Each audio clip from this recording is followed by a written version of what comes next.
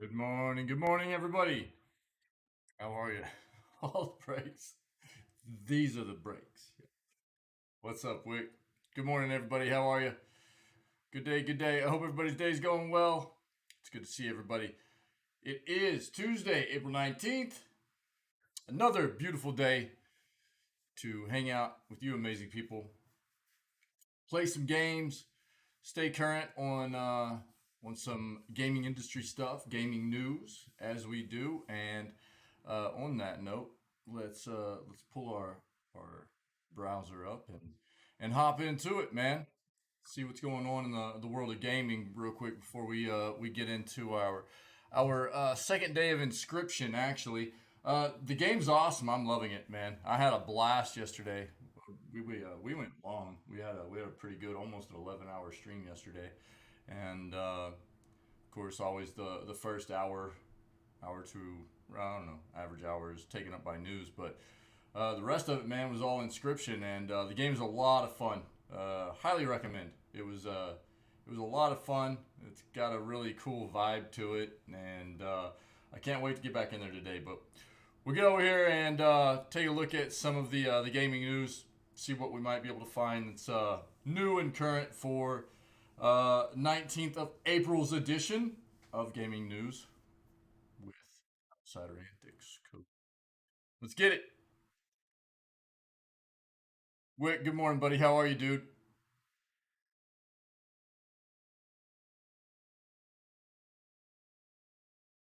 Good to see you, man. Need that Java this morning.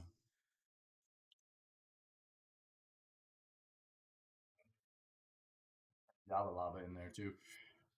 But we've read about this. Um, all the big devs, man, are still trying to insist on NFTs and blockchaining, and they're gonna keep pushing. They're gonna keep pushing it, man. Uh, we read about this pretty sure yesterday. So if you want to catch up on this, you say, "Yo, give me one, hook it up." Yeah. You say, "Go hook me up with that McGriddle." You come by and get a medium smoothie later. Make a trade, bro. Make a trade.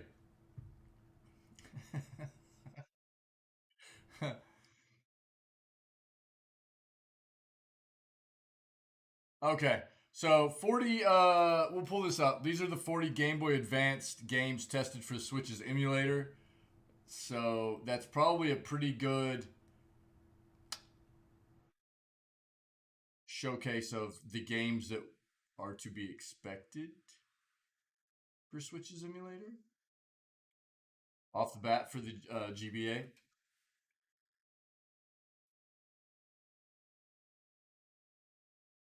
Okay.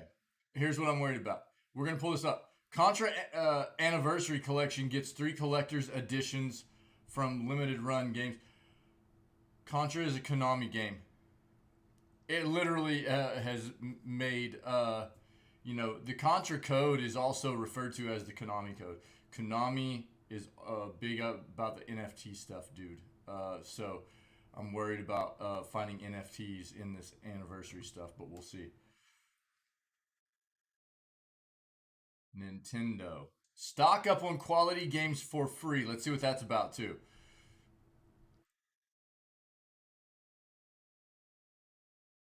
Razer gaming chairs are currently up to $150 off. We'll see what that's about. And I'll give my view. I look. We'll talk about this. We'll talk about this once we get into that tab. Playdate review. It's all cranked. All it's cranked up to be.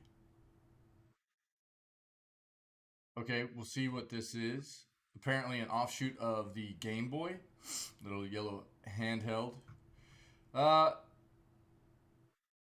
Steam Deck is now the ultimate JRPG handheld. The Steam Deck is just overall a nice little handheld platform for PC gamers, man. Um, so I'm not going to dive into this. Apparently, the Steam Deck is a very nice platform for gaming. I think they need to be focused on doing some things to make it a bit more user friendly, as far as doing some things to allow people that own it to create some profiles, to allow some of these higher graphic graphics intensive games to allow the users to put profiles in, to make it to where if the games, if like the kind of like you'll see on a laptop, right? A lot of times laptops you can have it set up to where like the screen will be brighter and stuff if it's plugged in, but if you unplug it, the screen will dim out and stuff to save battery life. Same thing, profiles for certain games, right? Where maybe it'll limit the frame rate or the graphics quality and stuff like that, or it'll set it to a an automatic settings for per profile per game, if it's not plugged in, stuff like that, to save battery life. I think that's what a lot of people want to see. Things like that, quality of life, um, things for people that own the Steam Deck. But across the board, it's just a good platform. It appears. I only got my hands on one, but I would like to. We've already got something up about the Playdate, so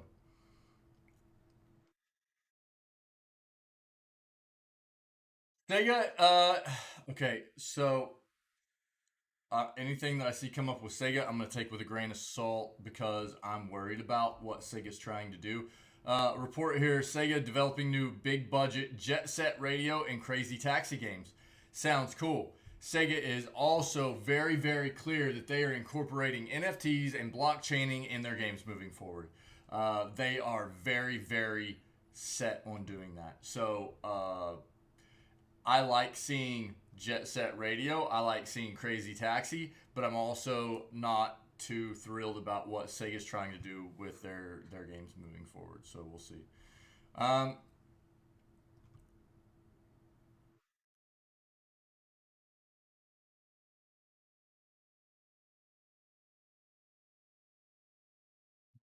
mm, yeah, not much here.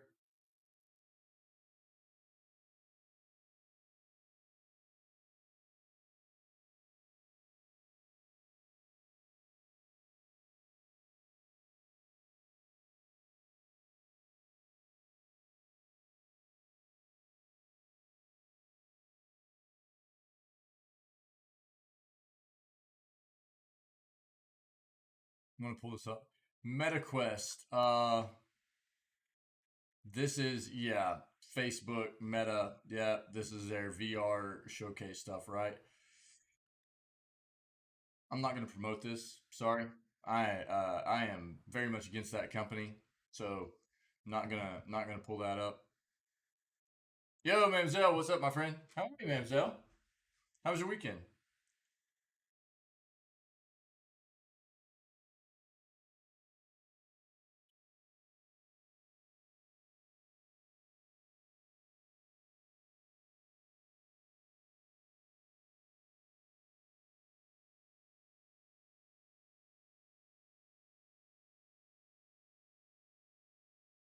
Sounds like a good. Yeah, I knew you'd say that, Wick. It's snowing. Yo, Wick, are you dealing with that too?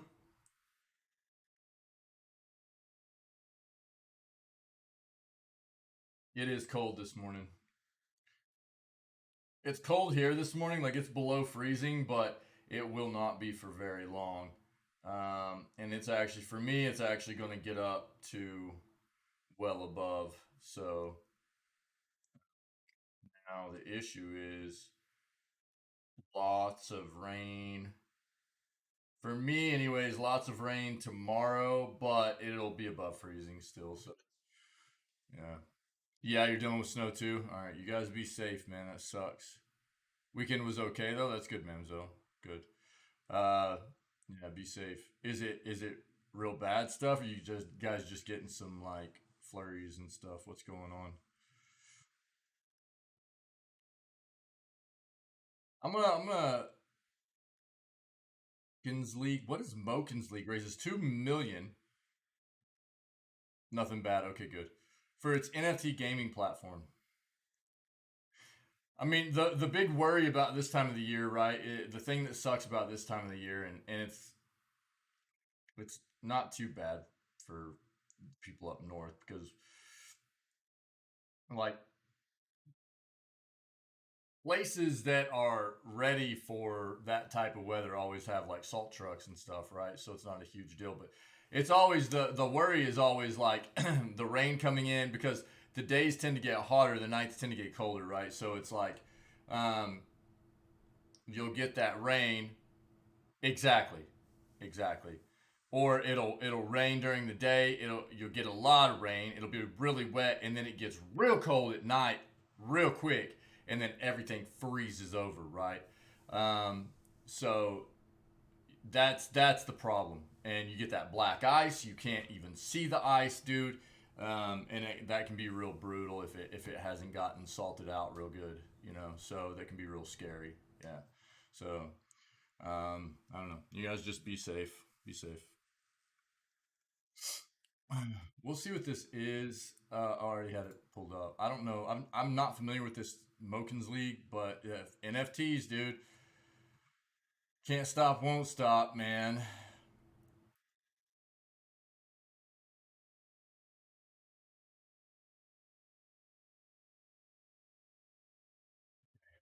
That was three. Let's go. Let's change our search up real quick as we do. Well, yeah, and I mean, there's something to be said for that, for sure. Absolutely. Yeah. Yeah. I mean, again, I've I don't have an issue with it either. I don't have an issue with it either. But you get a lot of. It's not necessarily you, right? It's other people that you have to look out for, right? It's yeah, yeah. It's other people that aren't necessarily good drivers in the first place, and then you mix in some bad weather, bad road conditions and stuff, and it creates that situation. It exacerbates that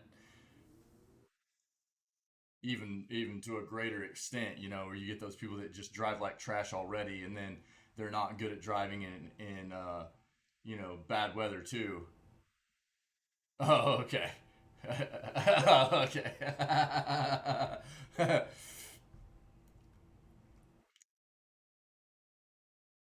Yeah, stuff we've already seen or we've got pulled up. We already read about this. Secretly a killer month for Nintendo. They've got a lot of ports, actually, is what this is about. Looking at how others drive, yeah.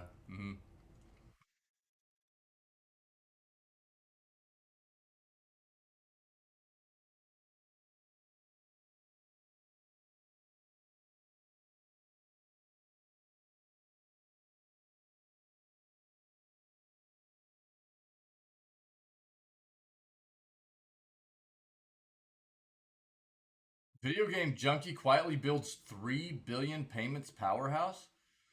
Miles. Hmm. That's pull it up. It's probably a large article. I probably won't read all of that. Dog sitting this week.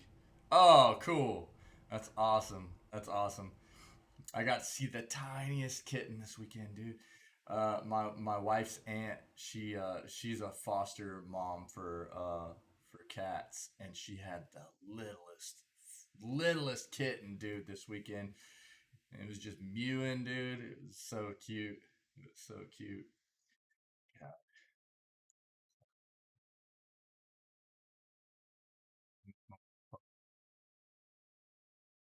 Yeah. Kayla, what's up?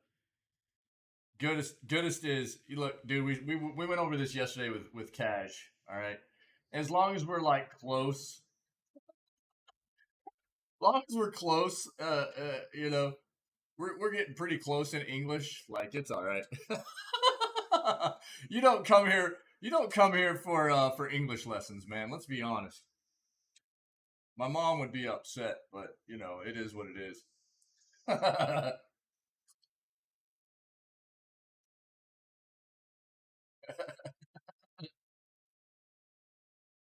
This is anybody's guess, really, with Netflix. We'll have to see how that pans out. So I'm not reading into that right now. They're really just kind of jumping in to this whole gaming thing, but they're trying. They're jumping in with both feet, and really trying to give it a go. So we'll see. You're gonna snack Lou? Eat him up?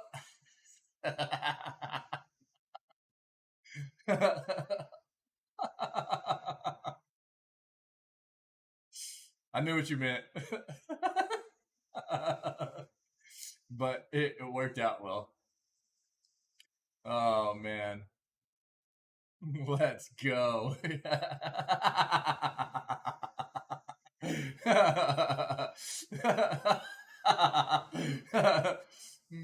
Just bring him a McGriddle so he can snack on something too. He's hungry this morning. Netflix is launching an Exploding Kittens video game and TV show. We knew what you meant, but it worked out really well. It worked out. Yeah, it worked out really well. Yeah.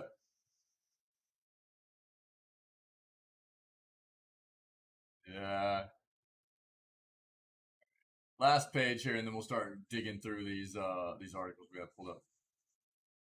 Streets of Rage film in works.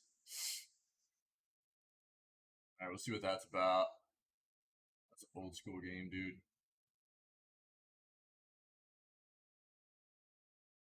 We've already talked about the ad space in video games. Product placement's been there forever. It's just going to be more like live ad space and stuff in games nowadays. It's inevitable, man. It's just too many. There's too much marketing value in getting products in front of people's eyes in video games. It's just that's the way it is.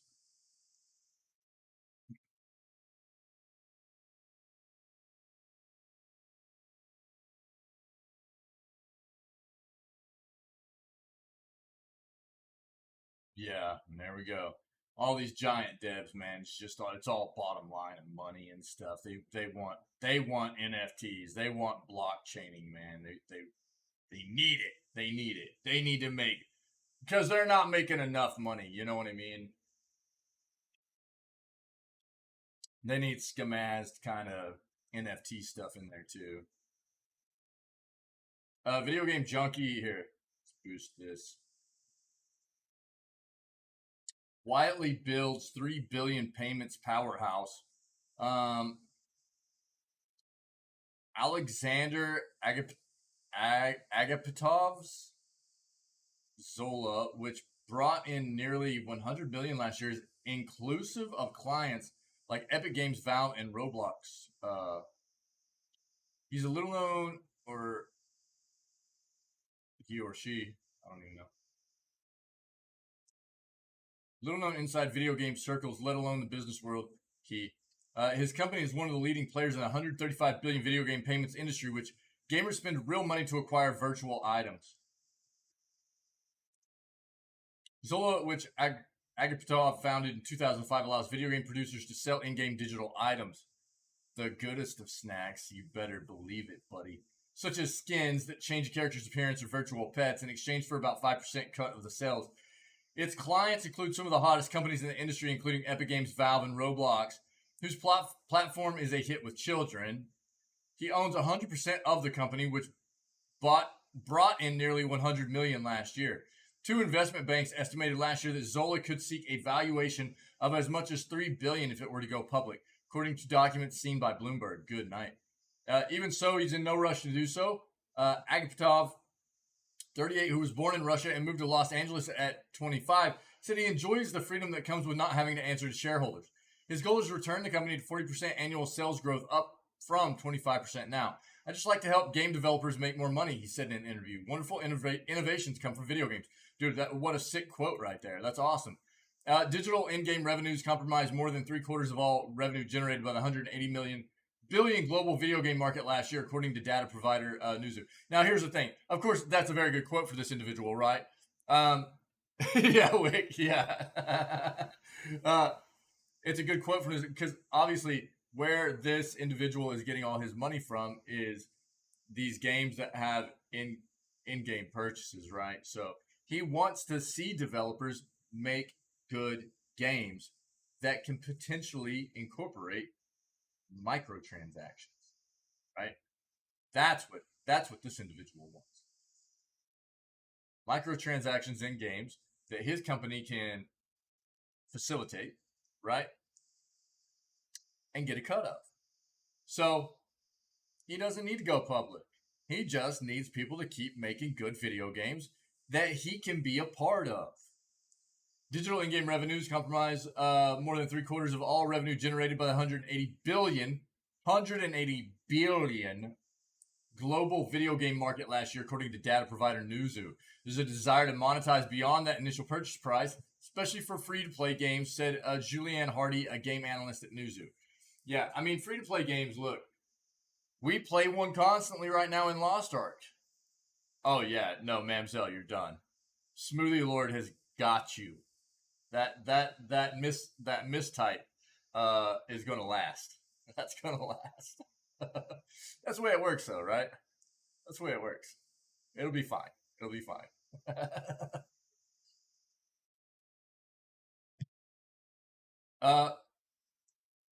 Okay, here we go. Dude, we cannot go a day in the news without hearing somebody spit out the term metaverse, right? So, and I will harp on this. Metaverse. Fine. You want to use this new coined phrase that is just everywhere in the gaming industry? Fine. Use it. It is literally nothing different than what we've been, these universes, these gaming universes we've been playing in already. It's nothing different. What needs to happen is if a developer thinks, if they have a vision of the metaverse being something different than what they've already provided to their player base before, they need to explain it. That's what this comes down to. In February, Agapetov launched a metaverse-based project called XLA. It seeks to do for those who build things in the metaverse what Zola does for video game developers, give them a monetary incentive to create. The work requires hardwiring the codes and blockchain technology that underpin the metaverse, and Agapetov brought a team of Zola employees with him to do it. If successful, a person who develops a part of the metaverse could get a reward in the form of virtual currency whenever other users visit that location.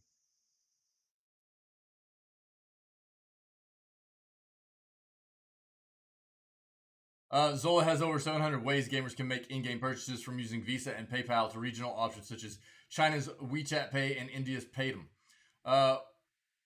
What I'm trying to do is like Shopify for video games. Yeah. These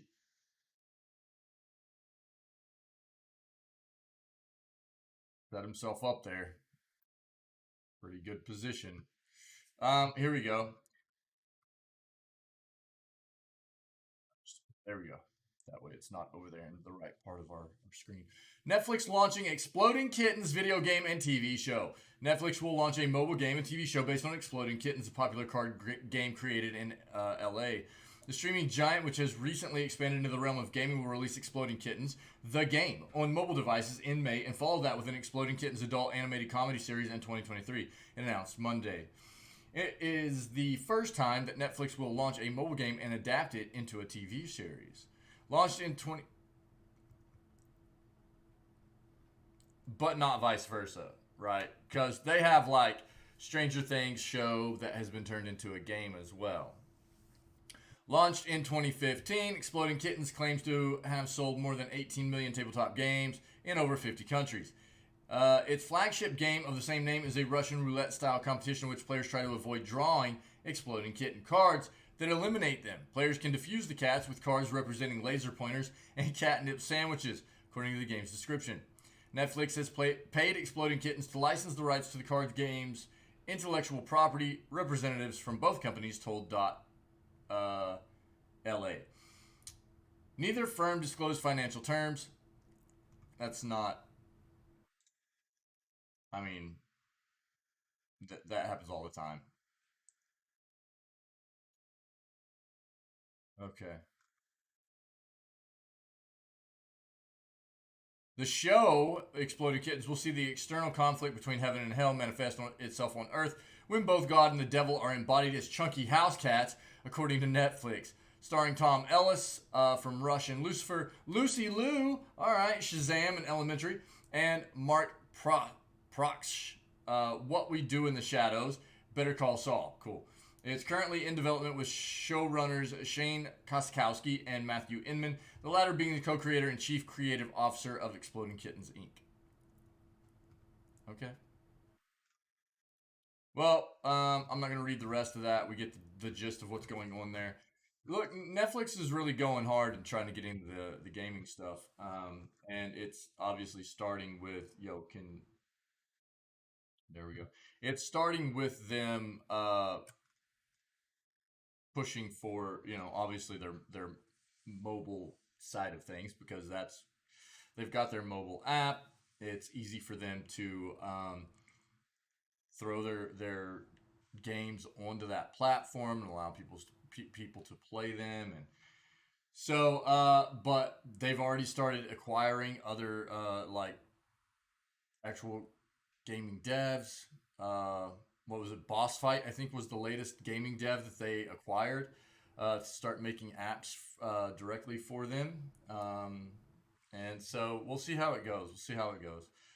Uh, so Streets of Rage film in works. Sonic's DJ2 Entertainment and Escape Artists to produce video game adaptations scripted by John Wick's Derek Kolstad. Really? On the heels of its success with Paramount's Sonic the Hedgehog films, Sega has another franchise coming to the big screen with beat-em-up game Streets of Rage getting the film treatment. Derek Kolstad, who created the John Wick action franchise and pinned the Bob Odenkirk actioner Nobody, wrote the script on spec. Streets of Rage, developed and published by Sega, first launched in 1991 via the Genesis home video game console. Side-scroller follows former police officers who battle a crime syndicate. Since the debut game, Streets of Rage franchise has spawned sequels across numerous gaming platforms, including the Xbox One, PS4, and Nintendo Switch. Franchise's latest title, Streets of Rage 4, was released in April 2020 and has sold more than 2.5 million copies worldwide.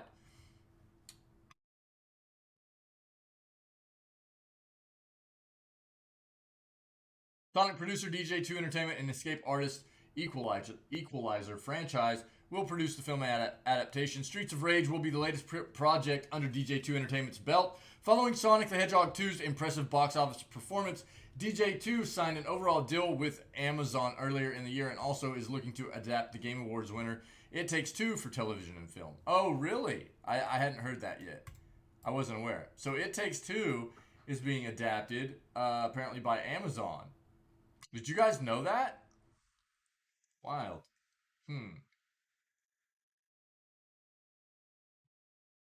All these video games being turned into movies and shows.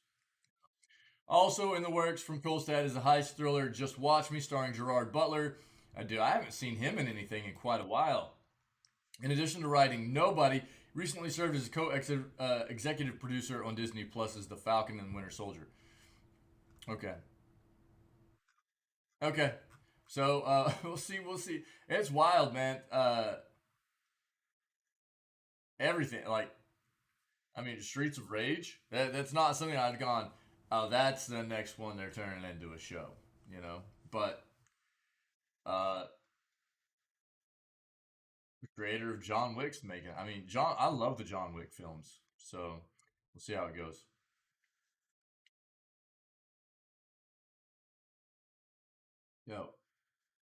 Yo, shut up. Let's see what this is.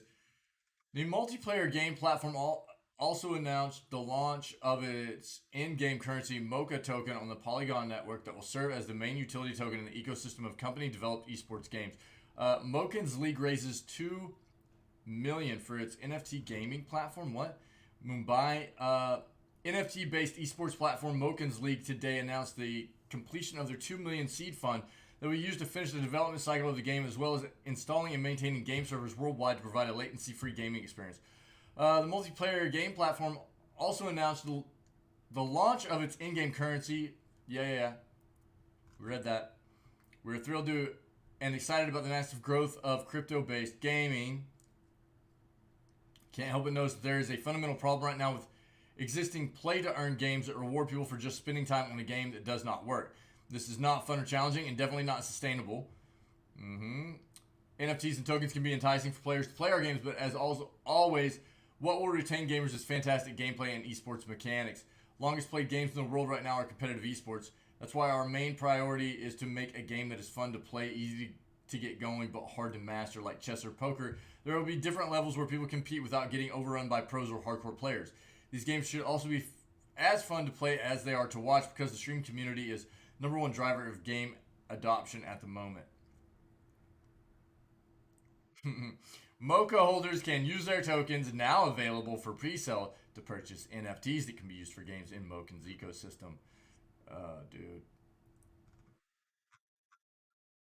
So, potential get skamazed right there. I mean, dude, the NFT stuff. Oh God, I just can't, dude. I just can't. These are the 40 Game Boy Advance games tested for Switch's emulator. Files for the Nintendo-made Game Boy emulators leaked onto the internet this weekend. All right. I bet Nintendo's super psyched about that. But you know what? You know how I feel about it? It's kind of like get wrecked, Nintendo. They've been so brutal about a lot of this. You know, when it comes to giving people access to older Nintendo titles and stuff like that, they're really kind of trash about it. So Nintendo has tested over 40 Game Boy Advance games for its Switch emulator, according to data pulled from a build leaked this weekend. According to known data miner Mondo Mega, more than 40 games are either included or referenced within the leaked GBA emulator files. As noted by the user, this doesn't necessarily mean they'll launch with any likely Game Boy Nintendo Switch online service. But it's probably a pretty good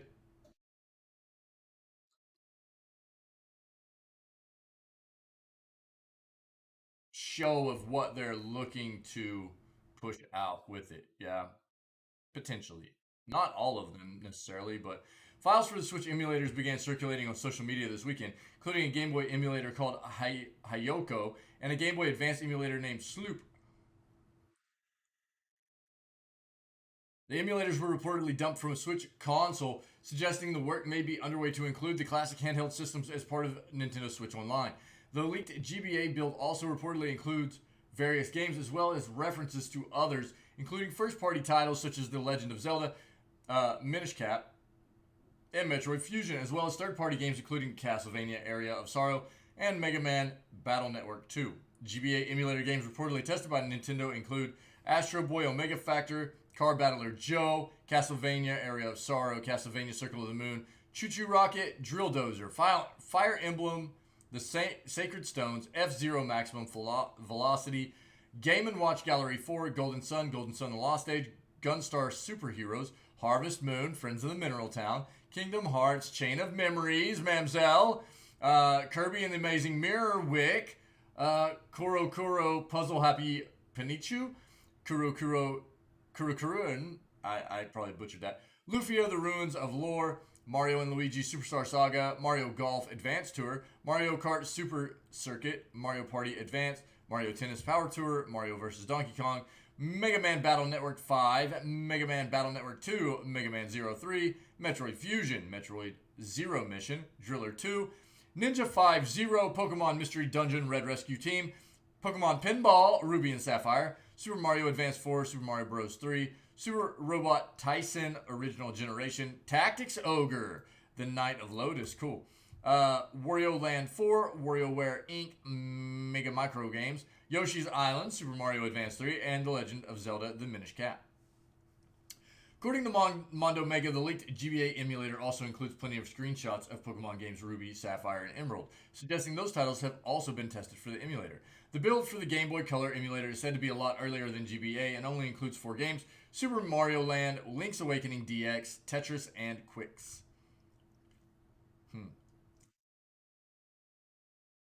Wow. It has been speculated for some time that both Game Boy consoles would join Nintendo Switch's online classic games offering, with multiple sources claiming last year that Game Boy and Game Boy Color games were likely to be added really soon. In early 2019, data miner Oatmeal Dome discovered that the NES Switch online app contained references to 4 emulators: Kachi, Kano, Hayoki, and Count. Nintendo Switch Online currently offers a range of games from the NES, SNES, N64, and Sega Mega Drive. Yeah. All right. So potentially, finally getting some Game Boy games to come to the Switch. Contra Anniversary Collection gets 3 collector's editions from Limited Run Games. At last year's E3, we found out that Limited Run Games would be creating some swanky physical releases for a handful of old school favorites and many other classic reimaginings. We've now got some more details on one of those, and the wait was worth it. Contra Anniversary Collection, which released back in 2019, and we absolutely adored the game when we reviewed it, is getting not one, not two, but 3 different collector's editions. Why so many, you ask? Back in February, the original Contra celebrated its 35th anniversary. Feel old yet? So Limited Run Games thought, why not? And we went all out for this run and gun classic. Better than cake? We think so. Let's just have a nosy at just what each collector's edition comes with then. Classic edition for 65 US on April 29th. Classic Konami silver box with art. You get the games with reversible Switch game with reversible cover art. Retro style dust sleeve, sick. A reversible 18 by 24-inch poster, and soundtrack CD, cool.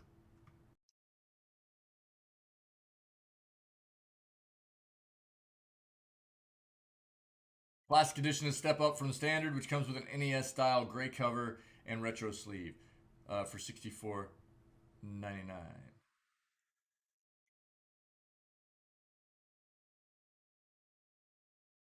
The hardcore edition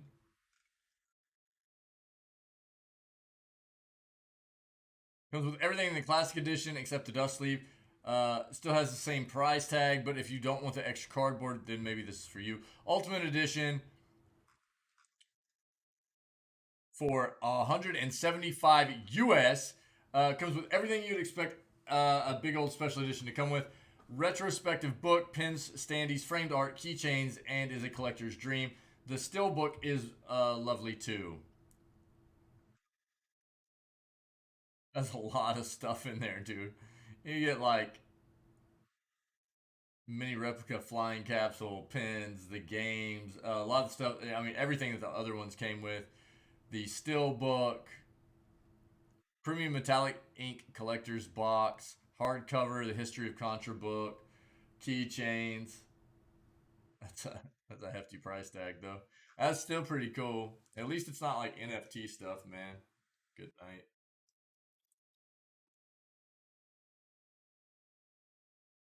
Okay, that's pretty neat. That's pretty neat. If anybody's interested, since it's like this, I'll throw it in chat real quick. There you go. That's pretty cool. Free to play games, yo. Stock up on quality games for free. You know there are lots of amazing free to play games available on Switch system. Now you do. Whether you're starting your game library or looking to build it up, you can add a few more games without having to empty your coffers. Below, you can see some of the games you can download and start playing for today for free. Delta Rune, Chapters 1 and 2, Super Animal Royale, Pokemon Unite, Sky Children of the Light, Rocket League, Super Bomberman, Capcom Arcade, Apex, Spellbreak, Rogue Company, you know, Warframe, Fortnite, Jump Rope Challenge, Super Kirby Clash, Pokemon Cafe Remix, Elder Scrolls Blades, Dauntless, DC Universe Online, Smite, Pokemon Quest, Light Seekers. Here, man, if you're interested in any potential, understand that a lot of these games are going to have like at the very least, a lot of these titles are going to have microtransactions. Okay, they're free. They're free games, but they're built in a way that is um, to bring in players because they are free to play games. Bring in players and entice them to, in some form or fashion, spend some kind of money to help sustain the developer. Okay, so be aware whether it be pay to win or just microtransactions for skins or stuff like that. Quality of life stuff, what have you. Um, expect that within most of, if not all, those titles. Okay. Why did I just do that?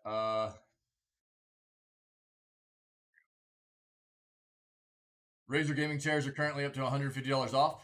The Isker line is discounted substantially at Amazon right now. Um, Amazon's gaming chair deals are offering the Razer Isker series for very competitive rates today. Deepest discount is reserved for the Razer Isker, one of the best gaming chairs, which is retailing for only 250 only $250 US. Was $400. Get you a full $150 off. Is the lowest ever price that we've been able to verify on this model. Welcome discount after the model previously skyrocketed back to full MSRP last month. Uh,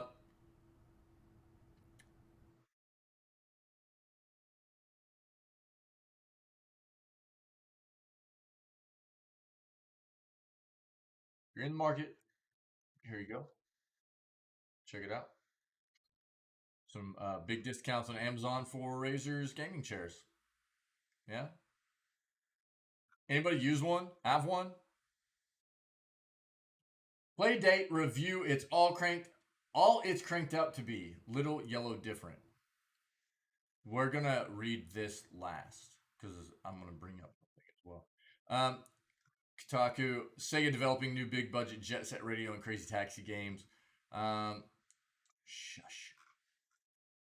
Earlier this month, we learned that Sega's big secret super game that has been in development for a while was actually a series of AAA games. Bloomberg is now reporting that the first two of those are big budget Jet Set Radio and Crazy Taxi reboots. Crazy Taxi is reportedly a year into development, with its release still a few years away, and there are two further unnamed games. One of them, an FPS under the same umbrella. Sega sees Super Game as a label, not a single project being worked on as well. The Bloomberg report states that Sega is looking at the Fortnite business model for both titles, aiming to develop recurring revenue sources and build online communities. Note here that Sega is on record previously as saying the Super Game project is a place that company may experiment with NFTs. They are basically tunnel visioned right now on NFTs, from what we've read. Bizarrely, amidst all the news, there's also this disclaimer. Both the new games are in the early stages of creation and can still be canceled. The people said Jet Set Radio, first released on the Dreamcast, that then remade for the Xbox and subsequently released on all kinds of more modern hardware, was a standout game on a standout console, featuring a synthesis of music, graffiti, and skating that even 20 years later, few, if any, games have been able to match. Yeah, it was pretty cool. Crazy Taxi, meanwhile, began life in the arcade just before becoming one of Sega's biggest games on the Dreamcast and beyond. Unlike Jet Set's near total radio silence over the last 20 years, though, it has managed a number of sequels and spin offs over the years. Though this sounds like it could be the first proper racing release since the PSP's Crazy Taxi Fair Wars. Okay. Well, I'll just have to keep tabs, dude. Just another one of those companies that's like NFT crazy, and it drives me nuts right now. Playdate review. It's all it's cranked up to be. Little yellow different. Okay, so this little, and what is it? Got a crank on it for the battery and stuff. Is that what this is? Portable gaming has always been a little, let's say, different. While there have been some attempts at shrinking console gaming down into something that will fit into your hands, many of the best handheld experiences have been downright weird. Think of the Nintendo DS with its dual screens that helped inspire memorable games about walking dogs, doing surgery, and, well, whatever is going on in the electroplankton. There's something about the smaller scale of these games that often invites creativity from developers. The Playdate from first-time hardware maker Panic, best known for its Mac software and publishing games like Firewatch and Untitled Goose Game, take this idea to the extreme. It's a tiny yellow square, not much bigger than a credit card, with a black and white screen and a crank that juts out of its side. It looks like a Game Boy from a parallel world. And much like with the DS and its contemporaries, those limitations and distinct features have inspired a library of games unlike anything I've ever played. Everything from a strategy game about cryptid photography, and a turn-based samurai adventure to a role-playing game where all you do is manage inventory. Oh no, that would be terrible for me. And just like with the DS, the best games are the ones I couldn't imagine existing anywhere else. No backlight, flimsy crank handle, uncertain future for game releases. Uh, no backlight, dude. Really? Adorable design, crisp lo-fi display, great initial library of games. No backlight. Hmm. First, the basics. Playdate measures in at a scant 76 by 74 by 9 millimeters, square, about the size of a modern smartphone cut in half. Probably the cutest dedicated handheld since the Game Boy Micro. About half of that space is taken up by a 400 by 240 1-bit display capable of outputting visuals in glorious black and white. There is no backlight. Below the screen are a nice clicky D-pad, two face buttons, a home button rests beside the display. Along the top edge is a sleep button. Bottom has a USB-C port and headphone jack. The body is a bright yellow plastic with a nice matte texture. Inside there's a battery that, in my experience, gets about 8 hours of playtime on a single charge. It comes with a USB-C cable. You have to provide your own wall charger. Like everybody doesn't have a ton of those lying around, anyways. The crank on the side. It's a little silver protrusion about an inch long. It folds into the device when not in use. Basically, it's another control option that can be used for a variety of things depending on the game. Some use it to scroll through text, others make it a way to control things like spaceships or surfboards. One game utilizes the crank so you can stir up magical potions. It's not a requirement for Playdate games, which is nice, but it does add something distinct to those that use it. Overall, aside from the slightly flimsy handle on the crank, it's a solid, well-made device. Um, my only real complaint is the lack of a backlight. That's exactly what I was thinking, man. Look, I have an original Game Boy on my desk, man. And you know what I have with my original Game Boy from back when I was just a wee lad? The flippin' uh the light adapter that you had to click onto the top of that thing. It was a big old clunky thing that you had to click on. You had to like place onto the top of the Game Boy, and it had lights. It ran on batteries, and it was just so you could like. If you weren't somewhere like anytime you were in the car or going on a ride anywhere, whatever, you had to turn it on so you could like, and you were still trying to like see and stuff because a screen that is not backlit is a not super functional thing, man. Especially in today's day. Like it's that's just something that we've become very accustomed to. You expect to see the backlit screen. Um, my only real complaint is the lack of a backlight. While it's nowhere near as bad as, say, the original Game Boy Advance, Playdate does require decent lighting to play games comfortably. See, there are a handful of titles that I would love to play before bed, but it just doesn't work with a dim display. Yeah, that feels bad. Uh,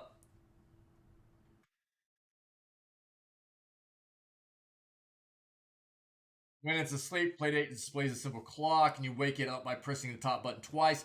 Handheld interface is simple. It's mostly just a list of your games along with a settings option, but there's a certain playfulness to it. Scroll through a list of big animated icons using a crank or D-pad, and adjusting the volume sounds like playing a xylophone. Wake up animation looks like two eyes opening as you press the unlock button. It's straightforward, which makes sense because this thing is designed to do one thing: play games. And finding what you want to play is incredibly fast and simple. Okay. Total of 24 games. Panic has pulled in some notable developers to craft the initial batch, including Katamari, creator Keita Takahashi, and Bennett Foddy, the mind behind the infamous QWOP. When new games are delivered, a white light flashes on the top of the playdate, and you have to virtually unwrap the icon before you play it. A bit like digital games on the 3DS, but more extravagant. It should be noted that the games are tiny. The biggest one I have installed right now is just under 160 megs. So it'll likely be a long time before the handheld's 4 gigs of storage are anywhere near full. So this is the device, right? This is what the device looks like. Um, it's neat, but the lack of a backlight that's concerning. What I wonder what it's selling for. They've got all these different games and stuff. Like I'm gonna throw this. I'll throw this link in chat real quick. Okay, so you guys can take a look. I'm not going to read through all these games and stuff like that or the rest of what it says. I would like to know what it costs. What are they trying to sell this thing for? That's what I would like to know.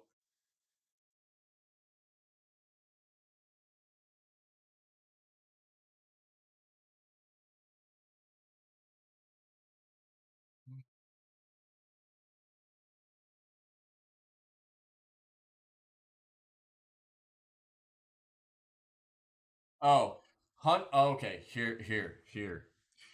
This is what I want to compare you guys. I want to show you something real quick, okay? $180, 180 US, okay? I'm gonna show you something real quick. $180 US. Let me show you something else. Um, in my opinion, if you're gonna spend $180 on something like this, you're better off just going this way, okay? This is cool. It's cool, but especially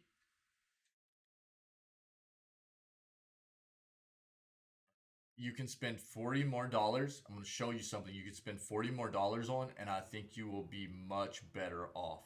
Okay. Um, check this out. If you have not seen this device, this is called the Analog Pocket. Okay. Um, go ahead and I'll throw this link in chat as well. This retails for $220 US. Right. Um, now, what this is a it looks very much in the style of an old Game Boy, right? It's a handheld device. What it is a multi video game system portable handheld, digital audio workstation with a built in synthesizer and sequencer, a tribute to portable gaming. Out of the box, Pocket is compatible with over 2,700 Game Boy Color, and Game Boy Advance game cartridges. Pocket works with cartridge adapters. I'll show you. These are the adapters that you can buy for it as well. Um,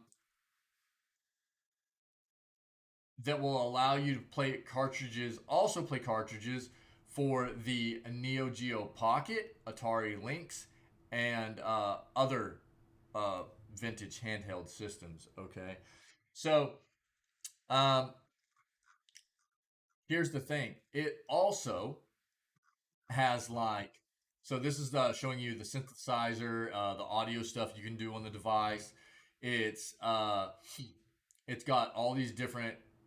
It's got an analog sync cable you can hook up to it, pocket link cable, MIDI in cable, USB A cable. Um, it's got USB C on it, sleep and wake. It's got original display modes, right? It's got different display modes for the different types of cartridges that you're going to be playing on these device, like on the device, right? So the old school Game Boy games play like this. The It also has a dock.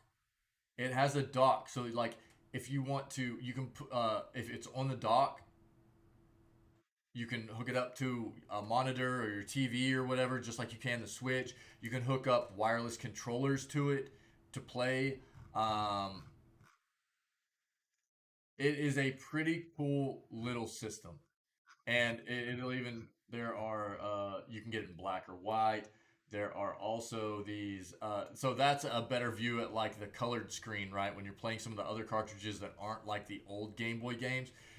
In my opinion, like especially if you're into like old vintage games, like collecting vintage games and stuff like that. Now obviously the difference is this is having games built for it proprietary, right? So that's one of the positives about this situation here. Whereas this is a device that's being built so that you can actually buy and play like old vintage cartridges. But for $40 more, the fact that this thing is backlit, it's not only these buttons either. This has the four buttons on front. It's got back bumper buttons as well on it. There's just this for $40 more seems like a much more unique, well built device as far as I'm concerned. They serve a couple, a little bit of a different purpose. This is more of for vintage cartridges and stuff like that. Whereas this is a bit more. Now, what I'll say is there's probably as things move forward, they're probably going to make more adapters to be able to play things moving forward on these. Yeah, but you're kind of locked in here with this, and the lack of a backlight just feels really bad in my opinion. And for $180, that seems a bit steep to me. Feels a bit steep. So I don't know. Everybody's going to have their own opinion. That's just kind of the way I see this situation. Uh, I have not gotten my hands on a pocket analog. I haven't got my hands on one of these either. But just initial impressions of what each device has to offer, price comparison, stuff like that. That's kind of what my impression of where you're going to get more benefit out of what you're putting your money into would be something like this, as opposed to something like this. So, um, to each their own. There are going to be people that feel different. That's just my point of view, right? Um, I think that's kind of the news for today. So we'll keep it there. If you're viewing this on YouTube and you're enjoying the news segments, see what you can do about coming down here and checking out the news segments with us whenever we do them live. We go live at 6 a.m. Central North American time every single day, and we always start out with the news. And we enjoy staying current, trying to see what's going on in the gaming world, and it's important. We love video games and not just playing them, but staying up to date with what's happening in the industry. Yeah, so. See if you can come down and hang out with us. And I mean, if not, it's understandable. That's why I'm trying to put all these videos out on YouTube now, and the VODs can be caught on Twitch as well. The highlights of the news segment. So um, we will be moving on to playing Inscription now. But if you're not moving on with us, or you are catching these videos on YouTube, then stay healthy, stay safe, be kind. And if you're enjoying the content on YouTube, please consider hitting the subscribe and like button. And we'll hopefully catch you in the next segment of news. All right.